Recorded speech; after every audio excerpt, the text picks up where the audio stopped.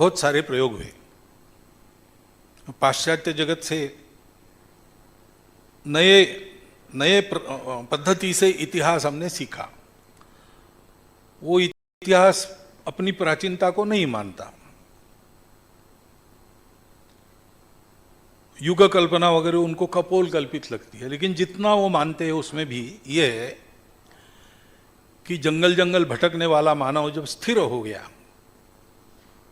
और जंगल जंगल भटक रहा था, तब भी उसके ध्यान में आ गया कि अकेला मानव कुछ नहीं कर सकता, उसकी कोई ताकत नहीं है। मानव के पास बचाव का कोई साधन नहीं है, न सींग है, न नाखून है, न विष है, न कुछ है। उसके पास अगर बुद्धि नहीं होती तो मनुष्य कभी का समाप्त हो जाता। एक मच्छर भी तंग करता है मनुष्य को।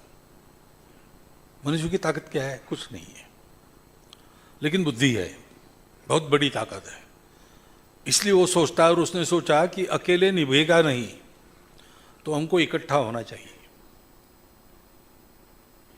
इसलिए फिर परिवार बने। नहीं तो पहले जानवर जैसे ही रहा होगा, ऐसा पाश्चात्य इतिहास कहता है। फिर कुटुंब बने, कुटुंबों के साथ कबीले बने। फिर खेती करना जब से प्रचलन हुआ तब वो स्थिर हो गया, तो गांव बने। बस गए एक जगह तो जंगल जंगल भटकने में एक तो सुविधा है कि वो एक शेर है भटकने वाले लोगों के लिए, खुदा खुद करे खाना बदोशों की कार सामानी, रोज नया बिस्तर नई मंजिल, नया खाना नया पानी। ये तो सुविधा है, खत्म नहीं होता कभी। नए स्थान पर जाओ फिर से मिल जाता। तो एक नेतृत्व करने वाला चाहिए, कबीले का प्रमुख चाहिए। तो किसी को प्रमुख बनाया, और प्रमुख बनाया है तो प्रमुखत्व का मान देना पड़ता है। तो पहला हिस्सा उसका, ज्यादा हिस्सा उसका। कुछ दिन ठीक चला, बाद में वो सबके हिस्से हड़पने लगा। तो फिर एक राजा चुना, अनेक कबीलों ने मिलकर, भाई अपना ये जनपद है, इसका एक प्रमुख है, कानून उसका चलेगा, और ये जो प्रमुख लोग मनमानी करते उनको वो दंडित करेगा। वो भी कुछ दिन अच्छा चला, लेकिन फिर वो राजा जुल्मी राजा हो गए। तो फिर कुछ ऐसे साक्षात्कारी महापुरुष निकले, उन्होंने कहा कि ये राजा का असली राजा है तो हमने बनाया राजा है, असली दुनिया का राजा भगवान है, राजाओं का राजा वो है। वो कैसा है क्या है इसमें उनकी मति चलती नहीं थी, इसलिए उन्होंने उसके दूत को माना और ये कहा कि वो दिखता नहीं है और उसको देखो मत, उसका चित्र मत बनाओ, उसका नाम मत लो, वो है, सर्वोपरि है और सब कुछ उसी के अधीन है। उसकी मानकर चलोगे तो सब कुछ मिलेगा, यहां भी मिलेगा वहां भी मिलेगा। राजाओं को भी उसका मानना पड़ेगा तभी।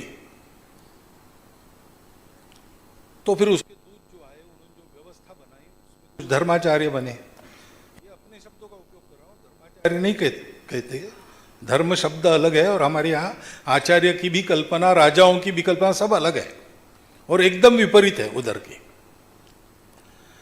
परंतु वहां ऐसा हुआ कि ऐसे जो आचार्य थे उनके, वो राजा के ऊपर बन गए। फिर ऐसा भी होने लगा कुछ दिनों के बाद, कुछ दिन तो ठीक चला, लेकिन फिर ईश्वर के ये जो अटर्नी थे, पावर ऑफ अटर्नी जिनके पास थी, वो पैसे ले लेकर स्वर्ग में सीट का रिजर्वेशन कराते थे, जैसे आज हम रेलवे का करते हैं वैसे होता था। इतने पाप किए, सब नष्ट करने, अच्छा ठीक है इतना दो तो नष्ट हो जाएंगे। और फिर दूसरी एक बात हुई कि सत्ता, राजा भी, उसके पास भी सेना है, इनके पास भी धर्म श्रद्धा के कारण लोगों की सेना है, तो उनकी लड़ाइयां भी होने लगी। तो फिर पहले तो चोर चोर मौसरे भाई होती है, तो साठगांठ कर ली उन्होंने कि इस दुनिया का हम देखेंगे, उस दुनिया का तुम देखो। ये सेक्युलर शब्द आया है ना, वो उससे आया है। सत्ता संघर्ष, दोनों में से किसकी सत्ता? तो ये तय हुआ कि भौतिक बातों की सत्ता राजा की और पारमार्थिक बातों की इनकी। तो इनके इस धंधे को दोनों को आपस में संरक्षण मिला। राजा को नैतिक संरक्षण वहां से मिलता था और इनके कारनामों को राजा का भौतिक संरक्षण मिलता था। ऐसा चलने के बाद उसकी भी प्रतिक्रिया हुई और मनुष्य के पास उसी समय एक नया हथियार लग गया, उसका नाम है विज्ञान। उसने तर्कपूर्ण ढंग से विचार करना शुरू किया, प्रयोग करना शुरू किया और एक वैज्ञानिक मनोभावना बढ़ाते गए, वैज्ञानिक माइंडसेट बनाते चले, जो कहता है कि प्रमाण के बिना मत मानो, प्रत्यक्ष प्रमाण चाहिए। अनुभव, और मेरा अनुभव सब जगह वैसा ही आता है और ये अनुभव मैं रिपीट कर सकता हूं, तब वो सत्य है।